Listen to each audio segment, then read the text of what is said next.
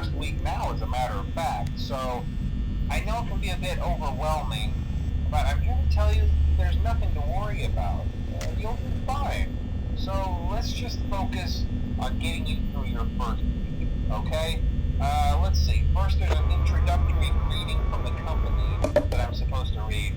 It's kind of a legal thing, you know. Welcome to Freddy Fazbear's Pizza, a magical place for kids and grown-ups alike, where fantasy and fun come to life. Fazbear Entertainment is not responsible for damage to property or person.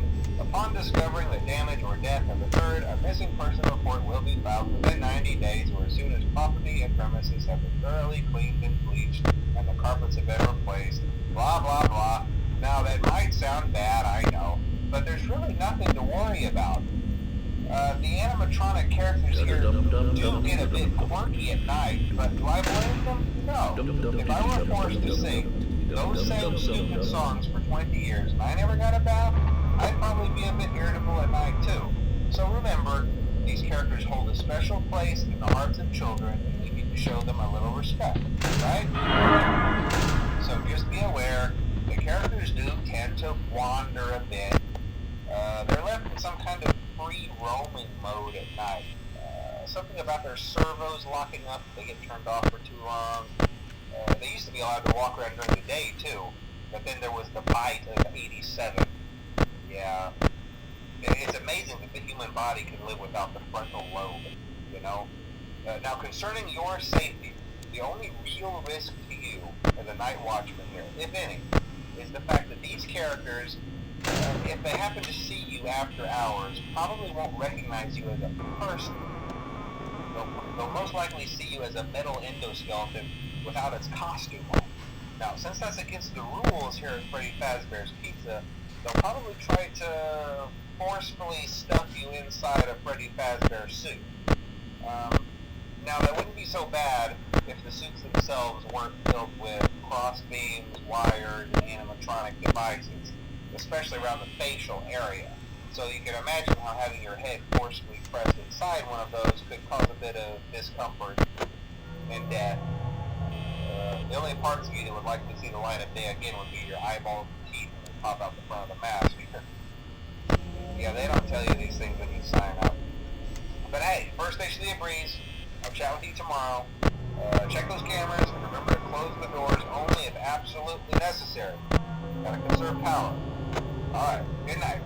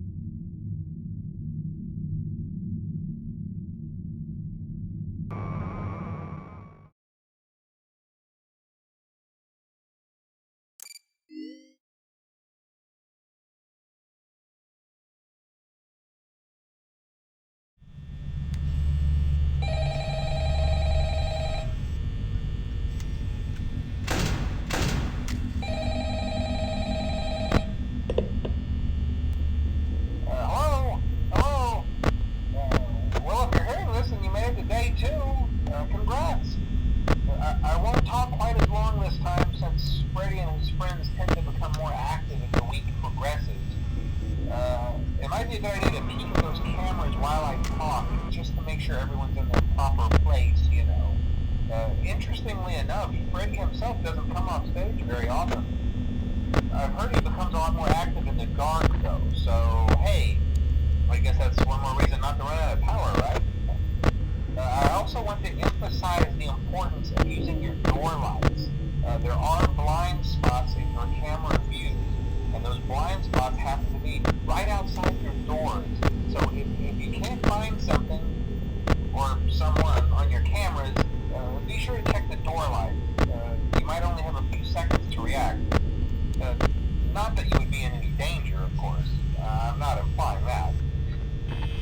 Also, check on the curtain in Pirate Cove from time to time. The character in there seems unique in that he becomes more active if the cameras remain off for long periods of time. I guess he doesn't like being watched. I don't know. Anyway, I'm sure you have everything under control. Talk to you soon.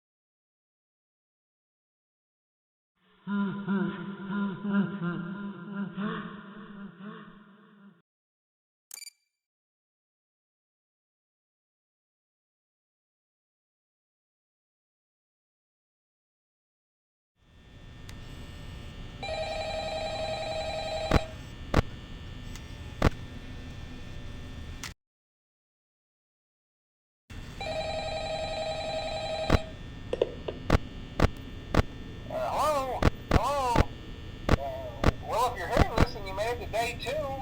Congrats.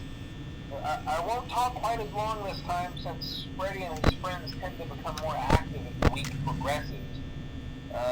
It might be a good idea to peek at those cameras while I talk, just to make sure everyone's in their proper place, you know. Interestingly enough, Freddy himself doesn't come off stage very often. I've heard he becomes a lot more active in the dark, though, so hey, I guess that's one more reason not to run out of power, right? I also want to emphasize the importance of using your door lights. There are blind spots in your camera views, and those blind spots happen to be right outside your doors. So if you can't find something or someone on your cameras, be sure to check the door lights. You might only have a few seconds to react. Not that you would be in any danger, of course. I'm not implying that. Also, check on the curtain in Pirate Cove from time to time. The character